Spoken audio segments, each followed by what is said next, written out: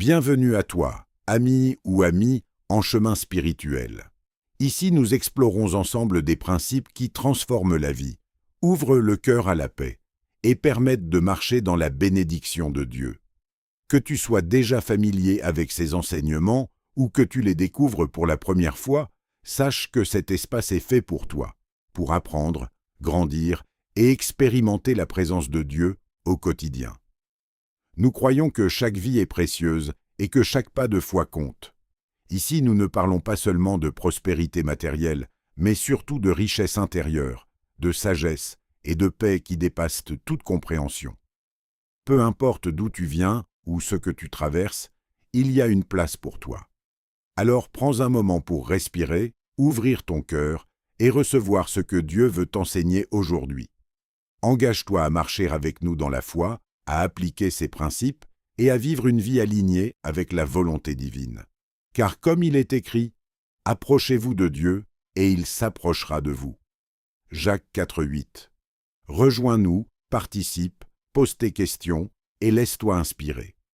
Ici, chaque nouvelle rencontre est une opportunité de croissance et chaque partage est une graine qui peut transformer ta vie. Il y a un moment étrange dans la vie où tout semble insuffisant. Pas assez d'argent, pas assez de sécurité, pas assez de garanties pour oser ouvrir la main. Et pourtant, c'est précisément dans cet instant de manque que se cache une clé que peu de gens acceptent d'utiliser. Donner, alors même que l'on ressent le vide. Donner, non pas parce que c'est facile, mais parce que c'est un acte de foi presque déraisonnable aux yeux du monde. Ce geste va à l'encontre de tous les réflexes humains. Logiquement, on protège, on accumule, on garde pour survivre. Mais spirituellement, un autre langage existe. Un langage où donner devient une déclaration silencieuse. Ma source ne dépend pas de ce que je vois.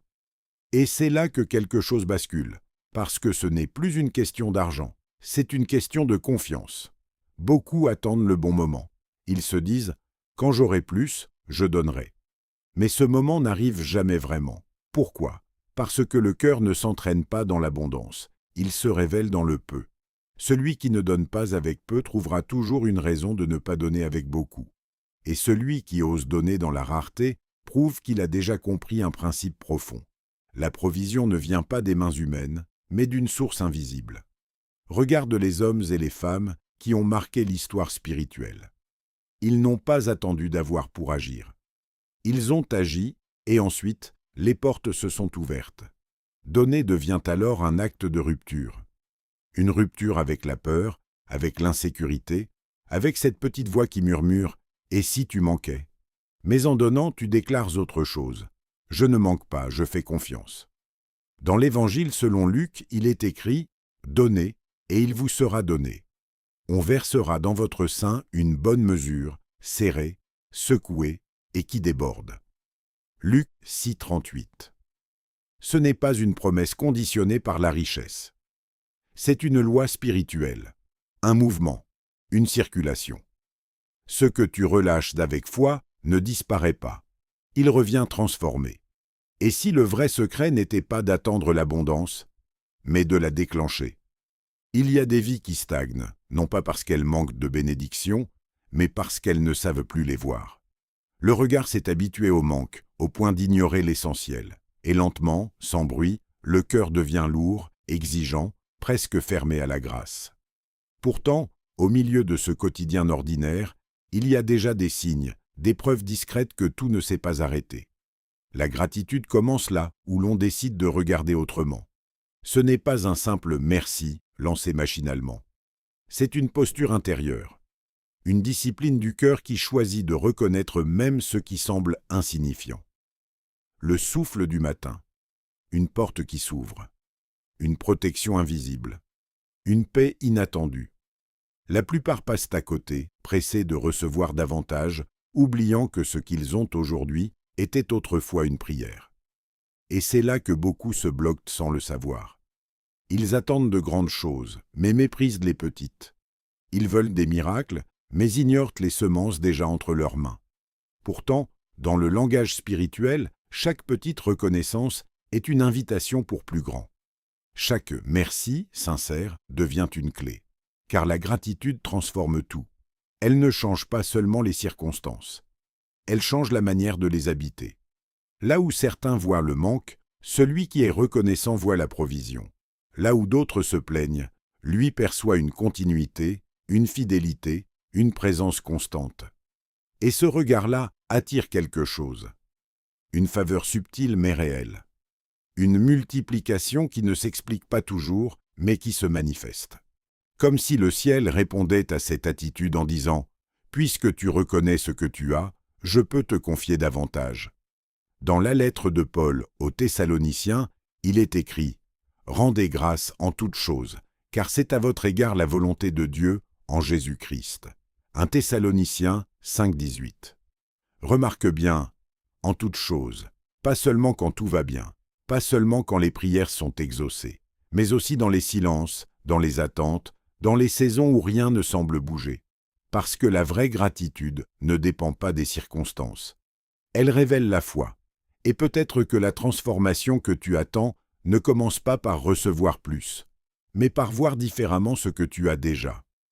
Il y a une illusion profondément ancrée dans l'esprit humain, celle de croire que tout repose sur nos épaules. Plus on court, plus on pense avancer. Plus on s'épuise, plus on se rassure en se disant qu'on fait ce qu'il faut. Et dans cette course silencieuse, le repos devient presque suspect. S'arrêter semble dangereux, comme si tout pouvait s'écrouler à la seconde où l'on lâche prise. Mais ce que beaucoup appellent discipline cache parfois une peur, celle de perdre le contrôle. Honorer le repos, ce n'est pas fuir ses responsabilités. C'est reconnaître qu'on n'est pas Dieu. C'est accepter que même dans l'arrêt, quelque chose continue d'agir. C'est une forme de foi qui dérange, parce qu'elle demande de déposer les armes, de ralentir et de faire confiance à une force invisible qui travaille au-delà de nos efforts.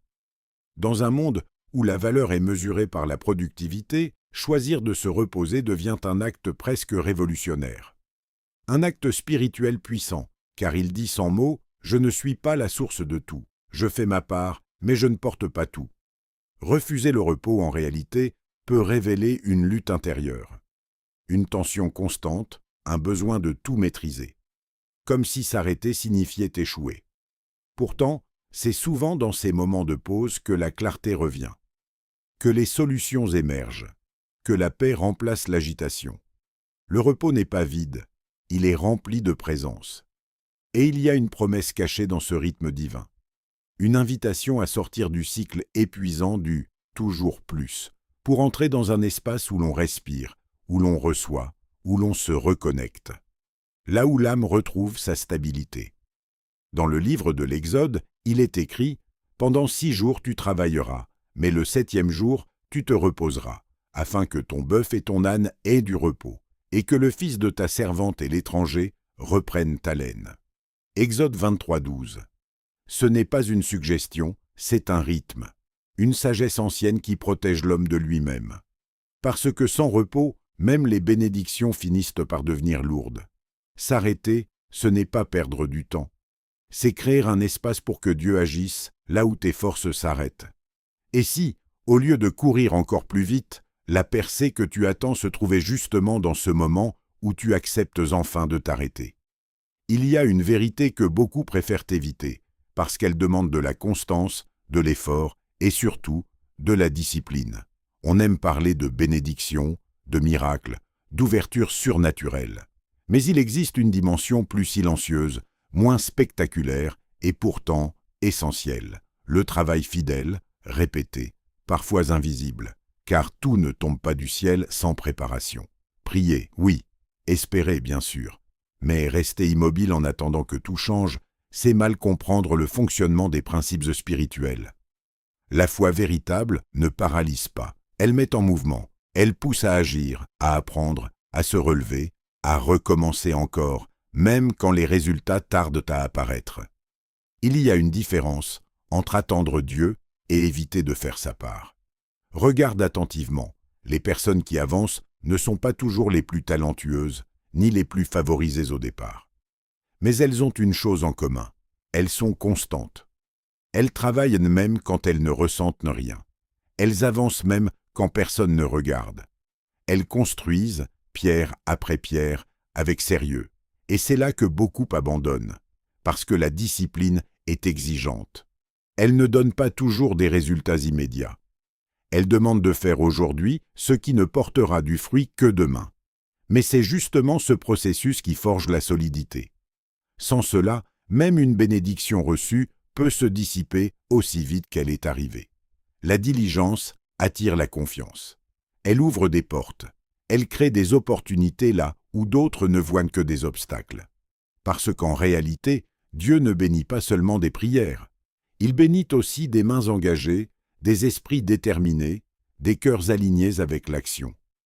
Dans le livre des Proverbes, il est écrit « Celui qui est paresseux s'appauvrit, mais la main des diligents enrichit. » Proverbe 10,4. Ce verset ne parle pas seulement d'argent, il parle d'un principe de vie, une loi qui traverse tous les domaines. Ce que tu fais avec sérieux, constance et intégrité finit toujours par produire quelque chose. Alors oui, prie, cherche Dieu, demande la direction.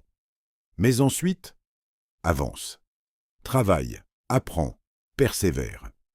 Parce que certaines portes ne s'ouvrent pas uniquement par la prière. Elles s'ouvrent aussi par la discipline que tu es prêt à maintenir chaque jour, même dans le silence. Tout commence souvent sans bruit. Une phrase lâchée à la légère. Une habitude de parler sans vraiment écouter ce que l'on dit. Je n'y arriverai jamais. Je suis toujours en galère. Ce n'est pas pour moi. Ces mots semblent anodins, mais ils ne le sont jamais vraiment. Parce que les paroles ne disparaissent et n'amédent pas. Elles s'installent, elles prennent racine dans l'esprit, façonnent les pensées, influencent les décisions et finissent par dessiner une réalité qui ressemble étrangement à ce que l'on répète depuis des semaines, des mois, parfois des années. Beaucoup pensent subir leur vie, alors qu'ils participent inconsciemment à la construire, mot après mot. Parler, ce n'est pas seulement communiquer, c'est semer. Chaque parole est une graine, et comme toute graine, elle porte en elle le potentiel de produire quelque chose. Le problème, c'est que beaucoup sèment la peur, le manque, le doute, puis s'étonnent de récolter exactement cela. Ils déclarent leurs limites comme si elles étaient des vérités absolues, et petit à petit, ces limites deviennent leur cadre de vie. Mais imagine un instant un basculement, un choix conscient. Celui de surveiller ses paroles, non pas pour se mentir, mais pour s'aligner avec une vérité plus grande que les circonstances visibles. Dire autre chose, déclarer différemment. Non pas ignorer les difficultés, mais refuser de leur donner le dernier mot. C'est un exercice exigeant, parce que lorsque tout semble aller à l'encontre de ce que tu dis, continuer à parler avec foi demande une force intérieure réelle. Mais c'est précisément là que réside le pouvoir. Parler de vie dans un contexte de doute. Déclarer la provision dans une saison de manque. Affirmer une direction quand tout paraît flou. Peu à peu, quelque chose change. D'abord à l'intérieur, puis à l'extérieur. Dans le livre des Proverbes, il est écrit « La mort et la vie sont au pouvoir de la langue. Quiconque l'aime en mangera les fruits. » Proverbe 18-21. Ce n'est pas une image poétique, c'est un principe. Ce que tu dis régulièrement finit par produire un fruit que tu devras consommer. Alors la question devient simple. Qu'es-tu en train de semer avec ta bouche aujourd'hui?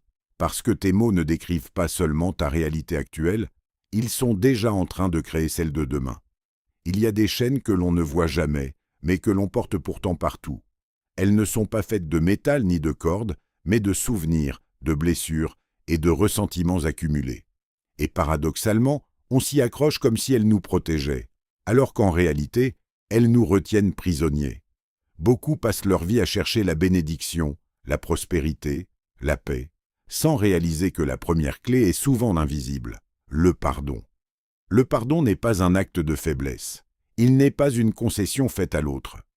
C'est un acte de puissance intérieure. Il dit « Je refuse de laisser ton offense définir mon futur.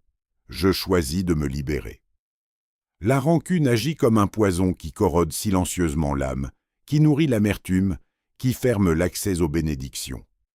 Peu importe combien tu donnes, combien tu pries, combien tu travailles. Si ton cœur reste enfermé derrière la porte de l'offense, la circulation de la grâce est entravée. Se libérer par le pardon, c'est se reconnecter à une source plus grande.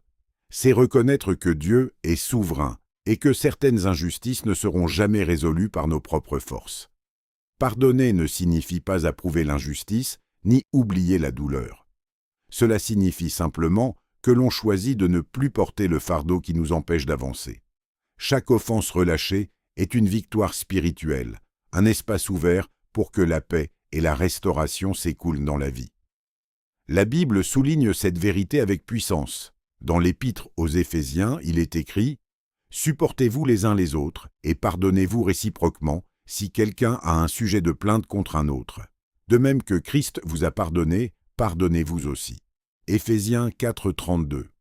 Le message est clair. Le pardon est un miroir de la grâce divine. Tant que l'amertume reste, le flot des bénédictions est interrompu.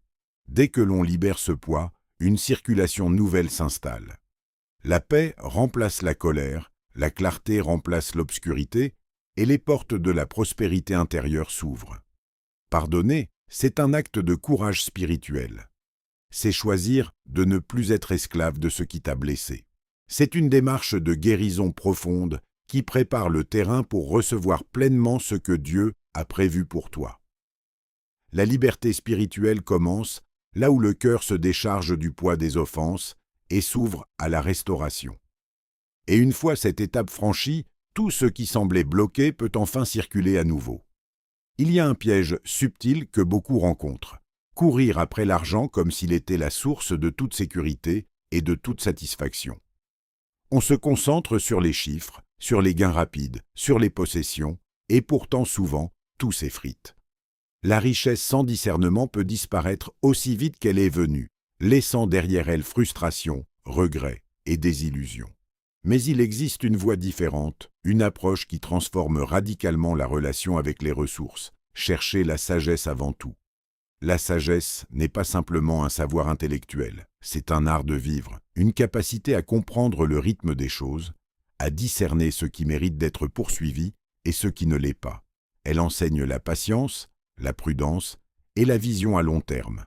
Tandis que l'argent peut s'envoler, la sagesse s'enracine et fructifie. Elle guide les décisions, évite les pièges, ouvre les yeux sur des opportunités invisibles à ceux qui ne voient que le gain immédiat. La Bible nous offre un exemple éclatant. Salomon, dans sa jeunesse, aurait pu demander richesse ou gloire. Mais il a choisi la sagesse, demandant à Dieu de le guider pour juger son peuple avec discernement. Et comme le récit le montre, la richesse et l'honneur lui ont été ajoutés, mais cette prospérité est venue dans le cadre d'une vie sage et réfléchie. C'est une leçon essentielle. La sagesse crée une fondation durable, tandis que la poursuite exclusive de l'argent peut être fragile et passagère. Dans le livre de Proverbes, il est écrit « Heureux l'homme qui a trouvé la sagesse et l'homme qui possède l'intelligence, car le gain qu'elle procure est préférable à celui de l'argent et le profit qu'on en tire vaut mieux que l'or. » Proverbes 3, 13 à 14. Ce verset nous rappelle que la véritable richesse commence dans l'esprit et le cœur, pas dans le portefeuille. La sagesse transforme la manière de penser, elle modèle les habitudes, elle influence la manière d'agir.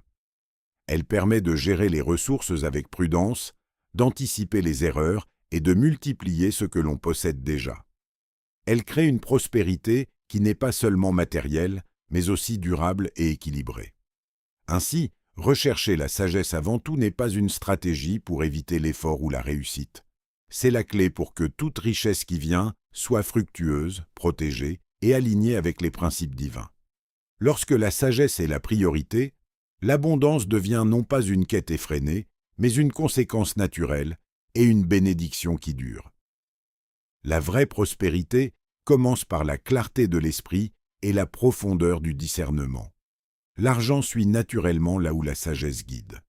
Seigneur Jésus, me voici devant toi, le cœur ouvert, conscient de mes faiblesses et de mes manquements. Enseigne-moi à vivre selon tes principes, pas seulement par parole, mais par acte.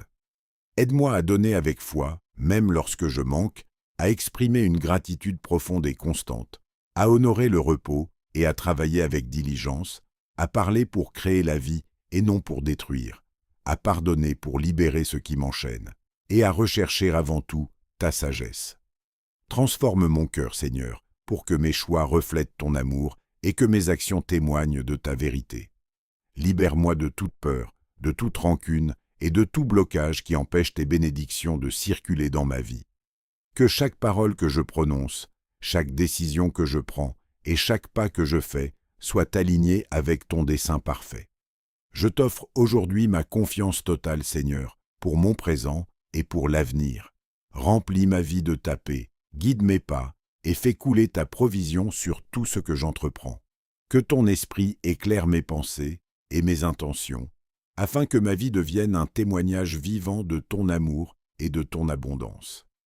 Au nom puissant de Jésus, je t'élève cette prière et je proclame que tout ce qui vient de toi est déjà en marche dans ma vie. Amen.